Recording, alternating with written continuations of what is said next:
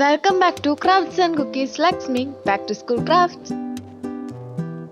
First തന്നെ ഉണ്ടാക്കാൻ പോകുന്ന നല്ലൊരു അടിപൊളി ഡയറിയാണ്. ഞാൻ ഈ ചെയ്യുന്ന ബാക്ക് ടു സ്കൂൾ ക്രാഫ്റ്റ് എല്ലാം ഞാനിപ്പോൾ കാണിച്ച ആ ഒരു ക്ലോത്ത് ഉണ്ടല്ലോ അതുകൊണ്ടാണ് ചെയ്യുന്നത്. ഇതെൻ്റെ പഴയ ഒരു ഫ്രോക്കിൻ്റെ ക്ലോത്താണ് കേട്ടോ. അത് എനിക്ക് ആ ക്ലോത്ത് ഭയങ്കര ഇഷ്ടപ്പെട്ടുകൊണ്ട് ഞാനിങ്ങനെ എടുത്ത് വെച്ചതാണ് കേട്ടോ. ഇത്രയും നല്ലൊരു ഉപകാരം ഉണ്ടാവുമെന്ന് ഞാൻ പ്രതീക്ഷിച്ചില്ല.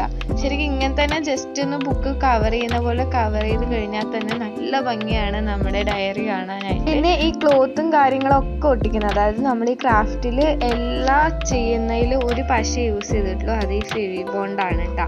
നല്ല പശയാണ്, ഞാൻ ഏറ്റവും കൂടുതൽ യൂസ് ചെയ്തിട്ടുള്ളത് ആ ഒരു പശ തന്നെയാണ് കേട്ടോ.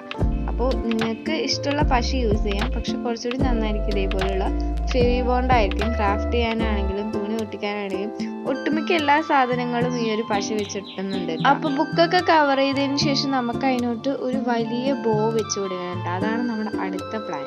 ആദ്യം 4 സൈഡും എഡ്ജസ് ഒക്കെ കറക്റ്റ് ആക്കാനായിട്ട് ഒന്ന് ഒട്ടിച്ചെടുത്തതിന് ശേഷം ഒരു സ്ക്വയർ പീസിലും ഒരു നീളത്തിലുള്ള പീസിലും തുണി വേണം.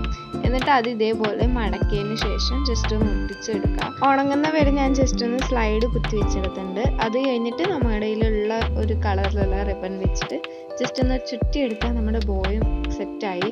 ഈ ബോയും ബുക്കിൻ്റെ പൊതിഞ്ഞ കളറൊക്കെ ഒരേതായതുകൊണ്ട് ബോ അങ്ങനെ എടുത്തറിയുന്നില്ല, പക്ഷെ ശരിക്കും നേരിട്ട് കാണാൻ നല്ല ഭംഗിയുണ്ട്, ഒരു രക്ഷയില്ല. ഞാൻ ഉണ്ടാക്കിയതിൽ തന്നെ എനിക്ക് ഏറ്റവും കൂടുതൽ ഇഷ്ടപ്പെട്ടത് ഈ ഒരു ഡയറിയാണ് കേട്ടോ.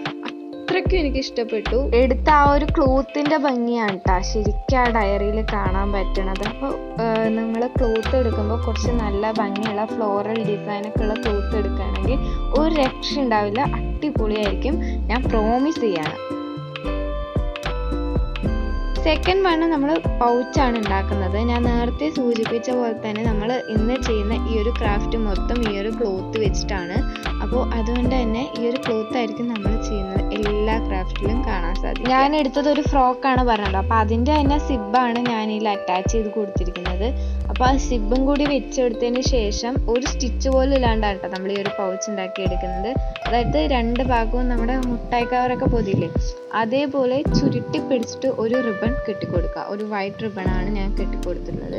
ഇഷ്ടമുള്ള കളറിൽ ഒരു റിബൺ കെട്ടിക്കൊടുക്കുക, 2 സൈഡും അതേപോലെ ചെയ്തെടുക്കുക കേട്ടോ. അത്രയേ ഉള്ളൂ ഗൈസ്, നമ്മുടെ പൗച്ച് എല്ലാം സെറ്റ് ആയിട്ടുണ്ട്. ഇനി അതിനുള്ള ആവശ്യത്തിനുള്ള സാധനങ്ങളൊക്കെ ഇട്ട് കഴിഞ്ഞിട്ട് നമുക്ക് സ്കൂളിൽ കൊണ്ടുപോകാം. പിന്നെ ഉണ്ടല്ലോ, നമ്മൾ എല്ലാ ക്രാഫ്റ്റും ചെയ്യുമ്പോഴും നമ്മളൊരു തുണി എടുക്കുകയാണെങ്കിൽ അതിൻ്റെ എഡ്ജസ് ഒക്കെ വൃത്തിയിൽ ഒട്ടിച്ചെടുക്കാനായിട്ട് ശ്രദ്ധിക്കുക, അല്ലെങ്കിൽ സ്റ്റിച്ച് ചെയ്യുക. തേർഡ് വണ് നമ്മൾ പെന്നാണ് ഉണ്ടാക്കുന്നത്. എല്ലാവർക്കും ഉണ്ടാക്കാൻ അറിയായിരിക്കും, ഒറ്റ കാര്യം മാത്രം ശ്രദ്ധിക്കുക, ക്ലോത്താണ് യൂസ് ചെയ്യുന്നത്. അതുകൊണ്ട് തന്നെ പെന്ന് ചെറുതും മൂടി വലുതും എടുക്കുക കേട്ടോ. അല്ലെങ്കിൽ പിന്നെ ക്ലോത്തൊക്കെ ചുറ്റിക്കഴിഞ്ഞാൽ നമ്മുടെ ടോപ്പ് അടയ്ക്കാൻ പറ്റാത്ത പോലെയാണ് കേട്ടോ. അതുകൊണ്ടാണ് ടോപ്പ് വലുത് എടുക്കാൻ പറഞ്ഞത്. ഇത് സത്യം പറഞ്ഞാൽ ഞാൻ വെറുതെ ഉണ്ടാക്കിയതാണ്. ഞാൻ എടുത്ത പെന്നിന് മഷിയൊന്നും ഉണ്ടായിരുന്നില്ല. മഷിയുള്ള പെന്ന് തപ്പിയാൽ ഒന്നും കാണില്ല ഗൈസ്. പിന്നെ ഉള്ളതൊക്കെ എൻ്റെ ഒരു കളർ പെൻസാണ് കേട്ടോ. അതൊന്നും എനിക്കിങ്ങനെ കവർ ചെയ്യുന്നത് ഇഷ്ടമല്ല, എനിക്ക് ആ കളറോട് ഇരിക്കുന്നത് കാണാനാണ് ഇഷ്ടം. ഇങ്ങനെ നമുക്കൊരു പെന്ന് ഉണ്ടാക്കുക എന്നുള്ള ഐഡിയ മാത്രമാണ് ഞാൻ നിങ്ങൾക്ക് തന്നത്.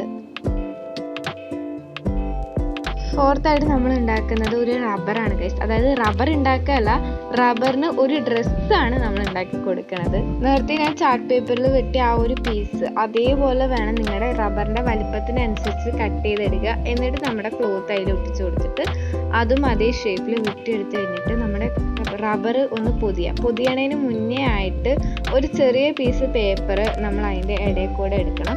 അതായത് ഞാൻ പറഞ്ഞു തരുമ്പോൾ നിങ്ങൾക്ക് ഒന്നും മനസ്സിലാവില്ല, അപ്പോൾ വീഡിയോ കാണുമ്പോൾ നിങ്ങൾക്ക് കുറച്ചെങ്കിലും മനസ്സിലാവും. വീഡിയോ ശ്രദ്ധിച്ചിട്ടിരിക്കുക, സ്കിപ്പ് ചെയ്യാതെ കാണുക കേട്ടോ. സംഭവം വീഡിയോ കാണുമ്പോൾ മനസ്സിലാവുമെന്ന് വിചാരിക്കുന്നു. അതായത് നമ്മളൊരു പേപ്പർ ആ ഒരു ഹോളിൻ്റെ ഉള്ളിൽ കൂടെ വേണം എടുക്കാനായിട്ട്. അതിനുശേഷം നമുക്ക് ഒന്നില്ലെങ്കിൽ അവിടെ സ്റ്റിക്കർ ഒട്ടിക്കാം, അല്ലെങ്കിൽ ഇതേപോലെ കളർഫുൾ ആയിട്ടുള്ള ബട്ടൺ വല്ലതുണ്ടെങ്കിൽ അത് ഒട്ടിച്ചു കൊടുക്കാം.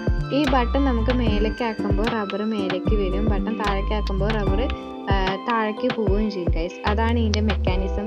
എനിക്ക് എന്തായാലും നല്ല ഇഷ്ടപ്പെട്ടു, അടിപൊളി ഐഡിയ ആണ് ഗൈസ്. ഫിഫ്ത്ത് ആണ് നമ്മളൊരു ബാക്ക് പിന്നാണ് ഗൈസ് ഉണ്ടാക്കാൻ പോകുന്നത്. ഈ ഒരു ഫ്ലവർ എനിക്ക് അതിൽ നല്ല ഇഷ്ടപ്പെട്ടു. നല്ല എടുത്ത് നിൽക്കുന്നുണ്ടായിരുന്നു, പക്ഷെ പേപ്പറിൽ വെട്ടി ഒടിച്ചപ്പോൾ അത്രയ്ക്കൊന്നും എടുത്ത് നിൽക്കുന്നുണ്ടായിരുന്നില്ലെങ്കിലും നല്ല രസമുണ്ടായിരുന്നു ഗൈസ് കാണാനായിട്ട്. അത് വെട്ടിയെടുത്തു, ഒരു പേപ്പറിൽ ഒടിച്ചു, ബാക്കിൽ ഒരു പിന്നിട്ടു, പിന്നെ നമ്മൾ നമ്മുടെ പൗച്ചിൽ അത് പിൻ ചെയ്തു ഗൈസ്. ഇത്രയേ ഉള്ളൂ, സിമ്പിളാണ്, എല്ലാവർക്കും ഉണ്ടാക്കാൻ അറിയാമെന്ന് പ്രതീക്ഷിക്കുന്നു. സിക്സ്ത് വൺ ഗൈസ് മെമോ പാഡാണ്. ഉണ്ടാക്കാൻ എല്ലാവർക്കും അറിയാമെന്ന് പ്രതീക്ഷിക്കുന്നു. ബാക്ക് ടു സ്കൂൾ ക്രാഫ്റ്റിൻ്റെ ആ ഒരു സീസൺ ആയതുകൊണ്ട് തന്നെ ഒരുപാട് പേര് ഉണ്ടാക്കിയത് നിങ്ങൾ കണ്ടിട്ടുണ്ടാവും. അതുകൊണ്ട് തന്നെ പ്രത്യേകിച്ച് എക്സ്പ്ലനേഷൻ ഒന്നും വേണ്ടെന്നാണ് ഞാൻ വിചാരിക്കുന്നത് കേട്ടോ. പക്ഷേ ഈ ഒരു ലോങ് വീഡിയോക്ക് വോയിസ് കൊടുത്ത് തീരാനായിട്ട് ഞാൻ ചെറുതായിട്ടൊന്ന് എക്സ്പ്ലെയിൻ ചെയ്ത് തരാം. ആദ്യം കട്ടിയുള്ള പേപ്പർ നമ്മൾ ക്ലോത്ത് കൊണ്ട് നന്നായിട്ട് കവർ ചെയ്തതിന് ശേഷം നമ്മൾ മിനി നോട്ട്ബുക്കൊക്കെ ഉണ്ടാക്കാനായിട്ട് പേപ്പർ വെട്ടുമല്ലോ, അതേപോലെ വെട്ടി ഒട്ടിക്കുക. അത്രയേ ഉള്ളൂ ഗൈസ്, നമ്മുടെ മെമോ പാഡും സെറ്റായി. ഗായ്സ്, അപ്പോൾ നമുക്കിനി ഫൈനൽ ഔട്ട്പുട്ടിലോട്ട് കിടക്കാം. നേരത്തെ പറഞ്ഞ പോലെ എൻ്റെ ഫേവറേറ്റ് ആണ് ഞാൻ ഫസ്റ്റ് തന്നെ കാണിച്ചിരുന്നത്, അതായത് നമ്മുടെ ഡയറി. അപ്പോൾ ഇത് കണ്ടിട്ട് നിങ്ങളുടെ ഏതാണ് ഏറ്റവും ഫേവറേറ്റ് എന്ന് പറയാൻ മറക്കണ്ട. ഒരു ഉറുമ്പിനെ കണ്ട് തട്ടിക്കളഞ്ഞതാണ് നിങ്ങൾ കാണുന്ന ആ ഒരു രംഗം. ഫേവറേറ്റ് മാത്രം പോലെ നിങ്ങൾക്ക് ഇഷ്ടപ്പെടാത്തതും കൂടി ചിലപ്പോൾ ഉണ്ടാവാൻ ചാൻസ് ഉണ്ട്. അപ്പോൾ അത് ഏതാണെന്നും കൂടി പറയാൻ മറക്കണ്ട. പിന്നെ ഫ്രണ്ട്സ്, നിങ്ങളതിൽ ഏതെങ്കിലുമൊക്കെ ഒന്ന് എന്തായാലും ഉണ്ടാക്കിയിട്ടുണ്ടാവുമല്ലോ, അപ്പോൾ അത് ഏതാണെന്നും കൂടി ജസ്റ്റ് ഒന്ന് കമൻറ്റ് ചെയ്യുക. ഇനിയിപ്പോൾ ഇത് മൊത്തം ഉണ്ടാക്കിയവരുണ്ടാവും, എന്നാലും ഒന്ന് കമൻറ്റ് ചെയ്തോളൂ കേട്ടോ. ഇനിയിപ്പോൾ ഇതുവരെയായിട്ട് ഒന്നും ഉണ്ടാക്കാത്തവരുണ്ടെങ്കിൽ ഒരു റെഡ് ഹാർട്ട് കമൻറ്റ് ചെയ്യാൻ മറക്കണ്ട.